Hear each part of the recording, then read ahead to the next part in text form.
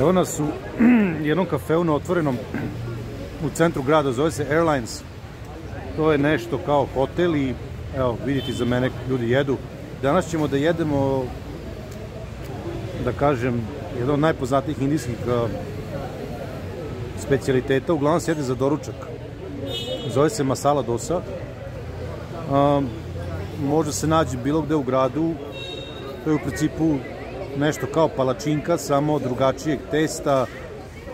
Unutra se nalazi krompir. Evo, sad ću im pokazati to.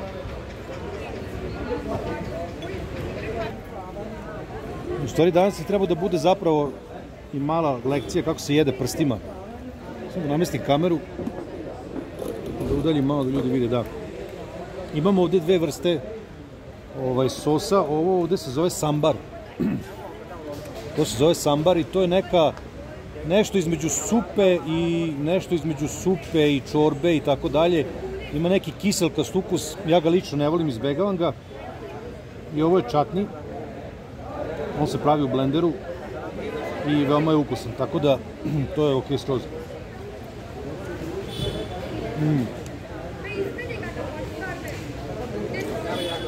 Ono što je dobro sa ovim jeste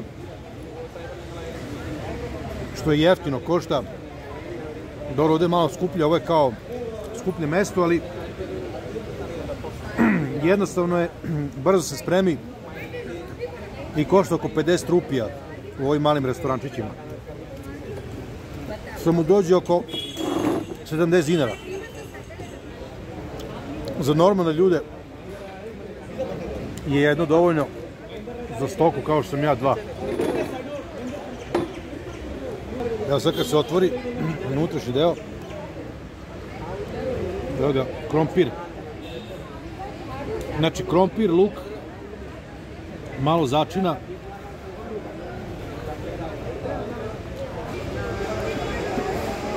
A kako se jede prstima, odlomiš komadić i onda ga jednostavno stisneš, pa ga umočiš u ovo.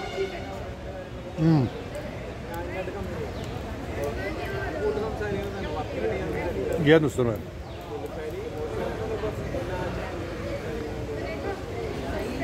E sad, ova masala dosa možda bude, ima i garlic dosa i plain dosa i tako dalje. Znači, nekad ne mora biti krompir unutra. Ja volim s krompirom jer me zasiti. Može bude i prazna, može bude i sa lukom ili opet već nešto unutra da stave. Ali kažem, ovo je moja najomiljenija. Kad bi morao da opišem ukus, ova palačinkica, ja se ne znam, moram provarim, mislim da pirinče se pravi. Ovo crveno je čili. Ovo smese, kažem, krompir, još neki začini. Ovo je malo ljuće danas. Ovo je dobra klopa zato što je pogodna i za vegetarijance. Za vegane ne znam, i za meso je da, kažem, dva su dovoljna za ono malo većeg čoveka. Najdeš sa, nije skupo.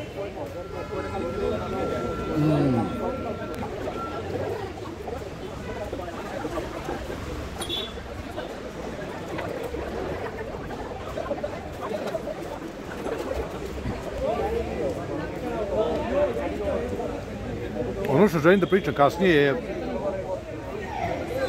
kultura jedenja prstima. Prstiju, jebo mamu. Kultura jedenja prstima. U principu svugde na istoku se jede prstima. Sem u Kini, Kinezi imaju što piće, ali Arapi, Indusi, sad tamo ne znam za Indoneziju, Filipine, ali kontam da i oni jedu prstima. Naravno, kad ješ prvi put, onda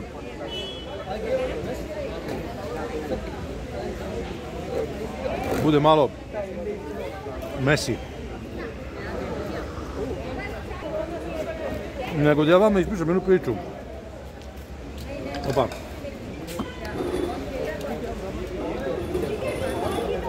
U stvari dve. Ajde jednu. Ili dve. Ili jednu. Kad sam prvi put došao u Indiju, pa smo otišli u jedan drugi grad, zove se Patna. Tamo su se pridružili nekom projektu, neki karavan. Pa smo išli putovali kroz celu Indiju i bili smo smešni u nekoj školi, neki fakultet, nešto tako. I ja sad kad sam došao u Indiju, očekivao sam, kad se pridružim tom projektu, da ćemo probati indijsku hranu, raznoliku i šta znam. Međutim, svaki dan bilo isto. Neka salata, seckan paradajz, luk, krastavac, pirinač, nešto supasto, kao što je ovaj sambar koji sam vam pokazao, znači ovo, i ponekad piletina i tako nešto. I sad, već na samom početku tog projekta, neki ljudi su već zaradili dijareju. Bila jedna devojka što je Nemica. Ona je, znači, kako je dobila dijareju, jedno mesec dana dok je bila u Indiji imala dijareju, vratila se u Nemačku i još je mesec dana imala dijareju. Pazi sad, nemački zdravstveni sistem, lekovi, sve, totalno je sjebala stomak. Sad, ja ću pričati o tome gde jesti i kako jesti, da se ne zajebeš. Međutim, kažem, tamo su bili klopali u nekoj školi. I sad ja sam radio neki performans i trebalo mi malo pirinča. Trebalo mi je šaka pirinča. I ja odem iza gde je bila kuhinja. Odem da vidim, odem do kuhinje da poznajem malo pirinča. Majko mila, znači, ej, samo da uzem zaloge.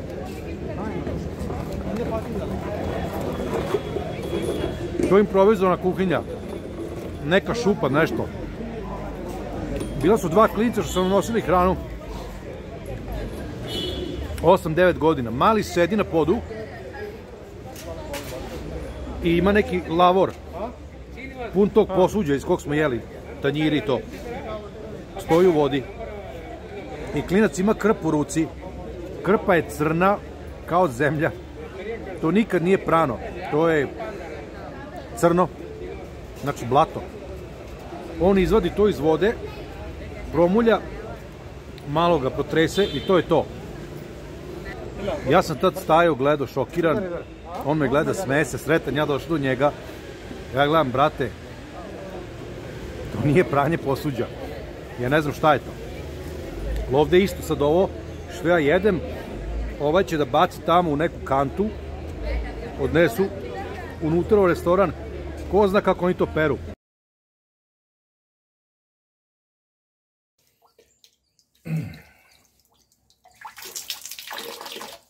Ja sam jedan od retkih muškaraca ili ljudi koji vole da peru posuđe. I to zato što me pranje posuđa smiruje. Pustim vodu.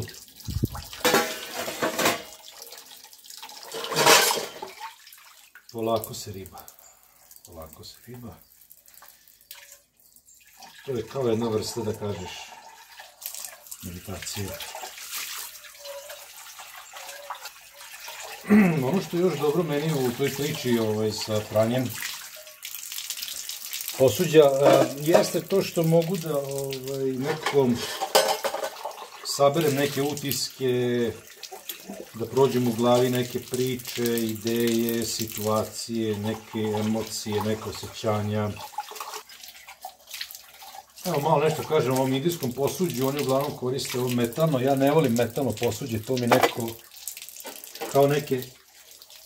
kao neke ratne rezerve, ali praktično jebi ga, ne lomi se i traje. Znači, kupiš ga ti, pa ga nasledi tvoj sin, pa ga nasledi njegov sin, pa njegov sin i tako do kraja. Narednih 100 generacija metal može da stoji koliko hoćeš, ali vizualno je, mislim, jebi ga kažem, vojnički.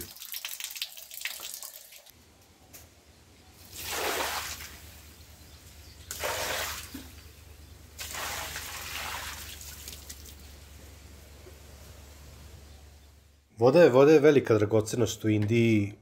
Ja verujem da će u budućnosti ratovi da se vode oko vode. Evo, jedan primjer od toga kako recimo u Srbiji izvori vode su privatizovani, mada Srbija je bogata vodom, ali nema neke velike potražnje za njom. Ali opet to je nešto što će biti, da kažem, bitan resurs budućnosti. Mi smo pili tu vodu sa farme, tu kišnicu, ponekad je gazdarica prokuva, ubaci neku biljku, pa ona dobi neku ljubičastu boju i neki onako blag, neki ukus, te neke biljke i to je kao neko pročišćavanje njihovo prirodno, ali mi smo uglavnom pili ovako iz česme, šta znam, i mislim za 5-6 meseci nismo nešto kao imali, da kažem, neke probleme. Tamo nema veš mašine, pa smo prali, evo, na taj primitivan način se pere posuđe, kako se kaže, garderoba.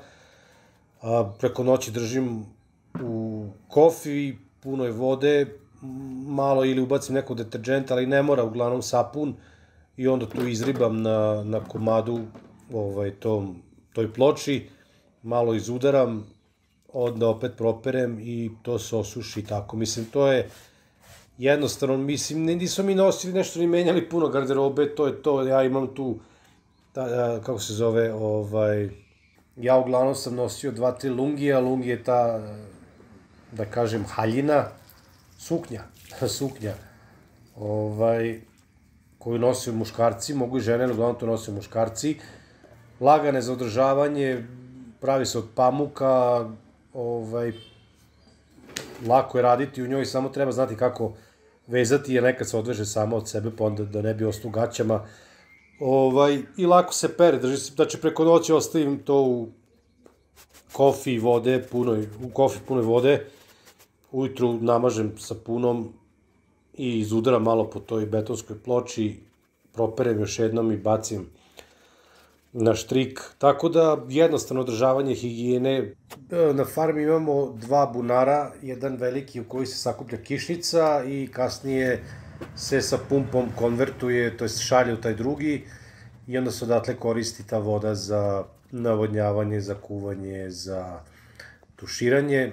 Recimo što se tiče pranja zuba, Indijci peru zube, ne samo zube, nego peru i jezik. Znači, tom četkicom u kom ribaju zube, oni ribaju jezik, to radi isto i Kinezi i postoje zdravstveni razlozi što se to radi. Na jeziku se taloži ta prljavština i oni u principu to iskidaju.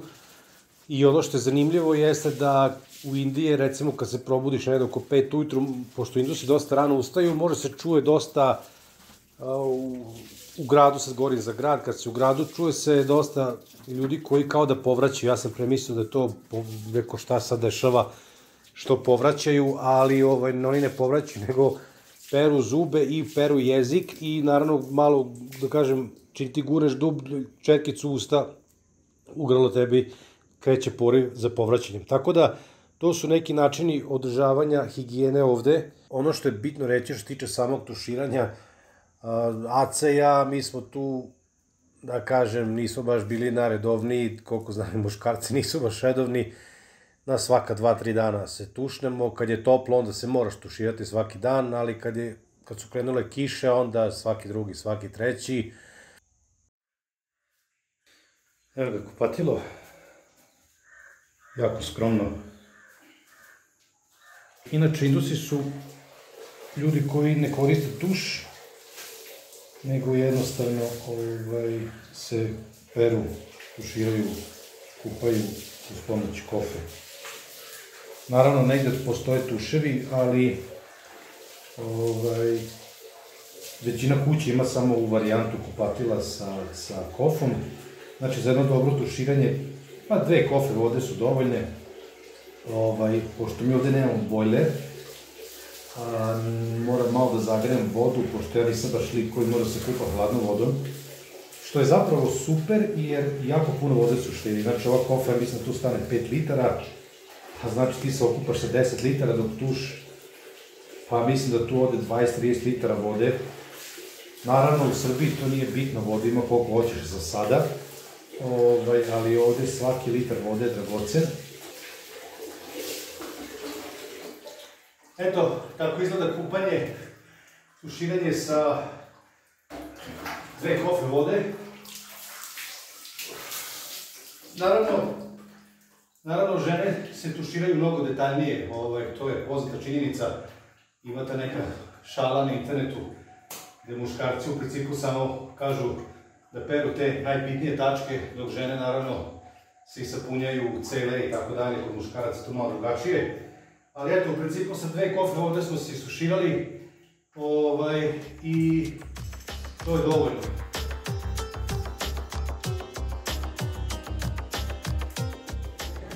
Kažem ja sebi, Kristijane, ne vredi da razmišljaš o tome, o higijenskim uslovima ovde. Ako budem tako razmišljao, neće biti dobro. Tako da,